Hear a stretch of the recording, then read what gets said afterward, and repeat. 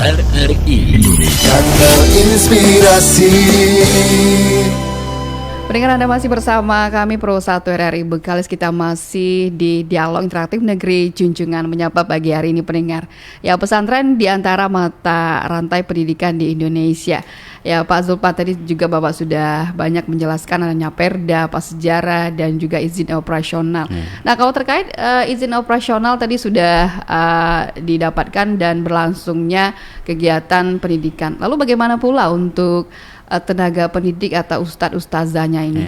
Bahaya juga generasi penerus bangsa kita. Bagaimana nih Pak Zulpan untuk seleksi ustadz-ustazahnya? Iya, terkait dengan seleksi ustadz-ustazah, itu poin pertama yang mungkin perlu kita lihat adalah ustadz-ustazah ini pernah nyantri tidak gitu. Artinya itu kalau untuk Iqra'ul Quran lah ya. Iqra'ul Quran itu paling pertama itu adalah yang didahulukan itu untuk menjadi ustadz-ustazah adalah yang pernah nyantri, yang pernah mondok. Kenapa? Karena memang orang yang pernah ngerasakan mondok itu tahu bagaimana rasanya di pondok dan insya Allah paham mengurusi pondok. Kenapa? Karena itu syarat yang kalau dari ustadz-ustazah. Kebetulan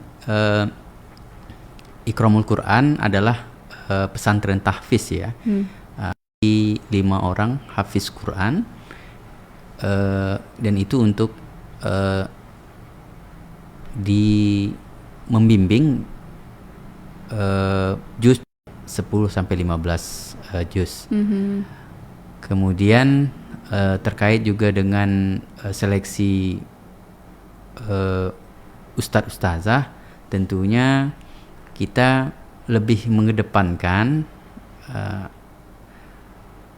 para jadi memang kita sudah komit ya untuk bagaimana pesantren Iqra'ul Quran ini sejalan dengan ahli sunnah wal jamaah seperti itu. Oke. Nah, kalau tadi kan ini untuk seleksi tenaga pendidik ya, ustazah. Kalau bagaimana pula nih seleksi calon santri? Nah, ini bagaimana nih sebelum masuk begitu? Tentu diseleksi. Apakah harus bisa ngaji sekian juz atau hanya cukup bisa ngaji begitu nih Pak Zulpan? Karena pesantren Iqra'ul Quran adalah pesantren tahfiz, tentu ada syarat yang perlu ada dari calon santri. Itu benar kata Ibu, minimal dia kenal huruf. Kalau bisa ya bukan Iqra' lagi, jadi dia udah Al-Quran gitu. Karena apa? Karena nanti kasihan santrinya, karena memang pesantren ini adalah pesantren tahfiz, tentu fokus kita adalah tahfiz Quran. Bahkan nama SMP-nya pun adalah SMP IT Tahfiz Al-Ikram. Jadi memang memberikan dampak kepada anak-anak yang memang belum sama sekali bisa membaca Al-Quran. Karena nanti pasti akan ketiganya insyaallah dia berhak menjadi santri Iqra'ul Quran boarding school. Begitu juga untuk tes dan lain sebagainya. Pendengar, Anda bisa gabung bersama kami di 082388364742. Tema kita izin dari pendirian juga dari suatu pesantren. Nah, kalau pengalaman Bapak nih, Bapak sendiri sebagai kesulitan? Rasa saya tidak ada kesulitan, karena memang kita diajarkan seperti itu dan kita mengajarkannya seperti itu. Artinya bagaimana kita dididik dulu di pesantren, hari ini kita yang mendidik hal yang sama yang dilakukan oleh guru-guru kita, para kiai-kiai kita dulu gitu. Jadi memang meneruskan, mungkin itu bahasanya meneruskan apa yang telah diajarkan para guru-guru kita sebelumnya. Karena ini berkaitan dengan bantuan ya. Jika itu tidak ada, maka akan sangat ragu pemerintah daerah untuk memberikan bantuan kepada kepada pesantren. Ya. Alhamdulillah hari ini Bupati Bengkalis, DPRD semangat sekali karena memang mereka ngerasa pesantren ini perlu dibela gitu. Nah, dan lahirlah Perda nomor 5 tahun 2022 ini yang bisa dijadikan patokan untuk membantu pesantren. Jadi pemerintah daerah sekarang tidak kesejahteraan Betul. masyarakat dan juga dunia pendidikan di Iya. Kabupaten Bengkalis. Betul. Ya karena para tenaga pendidikan ya karena terbatasnya jumlah Iya. para santri begitu. Nah, kalau sejauh ini apresiasi yang sudah diberikan oleh pemerintah Kabupaten Bengkalis ya tidak hanya di pondok pesantren Iqramul Quran tapi juga Iya. barangkali pesantren-pesantren Iya. yang ada di Bengkalis. Nah, Betul. sejauh ini bagaimana menurut Bapak dengan bantuan ini dan apa saja? mereka oleh pemerintah daerah ini lagi kita perjuangkan. Oke. Tetapi kalau bantuan fisik misalnya itu sudah ada, Sudah berjalan berupa sebenarnya. gedung atau apa? Bisa berupa gedung, bisa berupa fasilitas-fasilitas lain. Seperti itu. Ya, untuk tahun kemarin kita mendapatkan bantuan dari pemerintah daerah itu adalah halaman bermain anak. Dan ini memang sangat bersyukur kita ya. Iya. Karena dengan jadi seperti itu. Dan ada beberapa pesantren yang sudah dapat bantuan dari pemerintah daerah melalui daerah untuk bisa memfasilitasi pelaksanaan daripada pesantren yang ada di Kabupaten Bengkalis. Baik. Nah, kita ketahui juga nih ya, Pak Zulpan. Terkadang kita sering mendengar bullying. Nah, tidak hanya di pondok pesantren. Iya. Kadang hal itu juga membuat para santri ini mereka tidak betah berada di pesantren. Nah, Iya. kalau Bapak menanggapi hal ini bagaimana dan juga penerapannya yang dilakukan? Ya bicara tentang yang lain nanti takut saya salah gitu. Iya. Tapi kalau di Iqramul Quran terkait dengan bullying dan tidak bisa memberikan hukuman, itu poin paling penting ya. Oke. Artinya tidak ada perintah sanksi yang diberikan oleh di pesantren. Mungkin ada senioritas ya. Iya. Artinya dia ngerasa saya sudah 2 tahun atau 3 tahun di sini atau 5 tahun di sini. Oke. Kemudian adik-adik kita masih kecil, masih baru masuk, ya kemudian ada perasaan yang Balas bisa dendam. Balas balas dendam macam gitu ya. itu dihilangkan. Oke. Insya Allah di Bullying begitu Iya, ya. Nah, iya. karena kita kan mendengar banyak-banyak, kenapa nggak betah di pesantren? Ya, ini senior-seniornya suka bullying. Menurunkan kaderisasi Iya, ulama juga begitu ya, tahfiz dan tahfiz Al-Quran. Nah, sejauh ini ya terkait dengan tema kita pagi hari ini, Pak Zulpan, pesantren di antara mata rantai pendidikan di Indonesia. Nah, ini apa yang ingin Bapak sampaikan dari tema Iya. kita pagi hari ini? ini sebenarnya poin pertanyaan pentingnya ya. Sangat penting. Nah, iya. Baik. Kan para cendekiawan, para orang-orang sukses yang ada di Indonesia, terbukti dengan tokoh-tokoh besar kita itu berasal dari pesantren. Nah, kemudian kenapa pesantren pendidikan Indonesia? Karena memang pendidikan di pesantren adalah pendidikan yang utuh 24 jam. Utuh 24 jam. Bayangkan saja dari dia bangun tidur sampai tidur kembali itu diatur dan diberikan rambu-rambunya.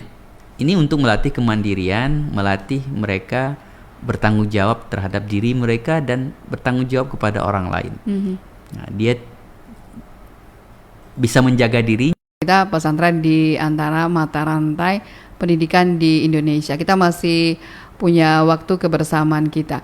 Nah, Pak Zulpan, kalau Bapak juga melihat ya banyaknya pesantren-pesantren yang ada juga di Indonesia dan juga di Kabupaten Bengkalis. Barangkali juga sudah banyak menghasilkan ya para Di dalamnya itu juga ada sekolah formalnya. Artinya bisa itu MTS, bisa itu SMP, bisa itu madrasah aliyah, bisa itu SMA. Artinya bahwa plusnya adalah belajar ilmu-ilmu agama yang membangun karakter. Kalau kita lihat memang pondok pesantren ya menjamur ya di saat ini, karena itu memang bersyukur juga kita, karena memang itulah dunia hari ini atau solusi hari ini yang kita bisa hasilkan, yang kita bisa berikan kepada masyarakat, bahwa kami punya pendidikan yang bisa memberikan anak nilai plus daripada mereka tidak mondok gitu. Nah, satu kekhawatiran yang mungkin ini menjadi kekhawatiran kita juga, kadang-kadang bukan hanya yang tak betah itu di pesantren, bahkan setiap hari mau dikunjungi, setiap hari mau lihat anaknya. Nah, padahal pusing lagi. Jadi kadang-kadang orang tua karena ini udah beri ruang untuk anak untuk bisa mandiri, akhirnya ada juga kadang-kadang orang tua yang tak sampai hati, kasihan, rindu dan segala macamnya. Setiap hari dikunjungi. Setiap hari dikunjungi. Baik. Nah, kalau dari hal itu Pak Ikram juga sudah pernah mondok, barangkali jauh juga dari keluarga. Sebenarnya apa yang harus diterapkan oleh orang tua begitu? Orang tua sebenarnya memang harus ikhlas memang. Ketika sudah menyerahkan ke pondok pesantren. Makanya pondok pesantren yang dituju itu sebenarnya harus kita tuh memang tahu luar dalamnya kalau bisa. Jadi sebelum meletakkan anak, ya tengok dulu luar dalam dari pesantren itu. Nah, karena kita nitip itu betul-betul tidak ada lagi keraguan. Kalau bisa tidak ada keraguan. Serahkan betul bulat-bulat kepada pesantren. Ini anak kami, kami serahkan anak kami ini, didiklah dia dengan betul. Nah, itu saja. Nah, jadi kalau saya dulu mondok sampai ke Jakarta, kalau dikunjungi itu mungkin tak dikunjung-kunjung. Jadi bahkan saya yang balik sendiri gitu. Pas libur saya balik sendiri. Hal itu juga membuat kemandirian kita dan percaya diri kita lebih begitu ya Pak Sulpan. Jadi itulah nilai plus dari pesantren ya.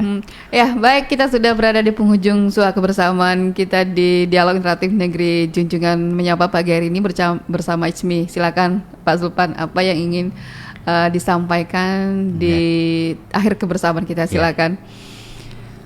Pondok pesantren adalah mata rantai pendidikan Indonesia. Artinya bahwa pesantren adalah salah satu institusi pendidikan yang saat ini adalah pendidikan, menurut saya adalah pendidikan terbaik. Karena 24 jam itu berada dalam kawalan, dalam setelan daripada pesantren. Dan ini menumbuhkan kemandirian dan menumbuhkan rasa percaya diri, karakter, dan bertauhid dengan benar. Selanjutnya, pesantren memberikan efek yang positif terhadap tumbuh kembang perkembangan anak. Karena apa? Hari ini pergaulan di luar kehadirannya pesantren. Inilah yang mungkin menjadi sebuah anak rasa lebih mandiri kepada anak yang bisa memberikan sebuah harapan. Ya seperti itu. Iya. Tapi sebelum berakhir ini ada satu pertanyaan, tapi udah dari tadi mengirimkan lewat WhatsApp tapi belum saya, sehingga anak kami tidak terpengaruh dari ajaran yang menyimpang. Dan bagaimana menurut Bapak pesantren Al Zaitun yang saat ini jauh menyimpang begitu? Sedikit Pak tanggapannya. Oke, yang harus kita lihat sebenarnya saya sudah katakan tadi, lihat dulu siapa pimpinannya. Karena memang pesantren itu adalah gambaran Zaitun itu, lihatlah siapa pimpinannya. Panji Gumilang misalnya, kita karena ini terkait dengan institusi lain yang memang itu bisa difatwakan hanya MUI dan pemerintah yang bisa punya wewenang untuk menjustis pondok pesantren Az-Zaitun tersebut. Baik, terima kasih Pak Edi tadi ya sudah mengirimkan pertanyaannya. Baik, kita sudah di penghujung ya Pak Zulpan. Terima kasih kami ucapkan untuk sudah hadir bersama kita di Dialog Interaktif Negeri Junjungan Menyapa. Ya, Pak Zulpan Ikram SHI MA ini merupakan Ketua Ikatan Cendekiawan Muslim Indonesia ISMI Kabupaten Bengkalis dan juga merupakan pimpinan Pondok Pesantren Iqramul Quran Bengkalis. Ya. Terima kasih juga untuk Anda pendengar yang sudah bergabung ya via telepon dan juga pertanyaan via WhatsApp kami. Kami cukupkan sampai di sini Dialog Interaktif Negeri Junjungan Menyapa pagi hari ini. Saya Maimunah Ismail pamit undur diri. Terima kasih kebersamaan Anda. Selamat pagi, sampai jumpa. Wassalamualaikum warahmatullahi wabarakatuh. Waalaikumsalam warahmatullahi. RRI Indonesia. Kanal Inspirasi.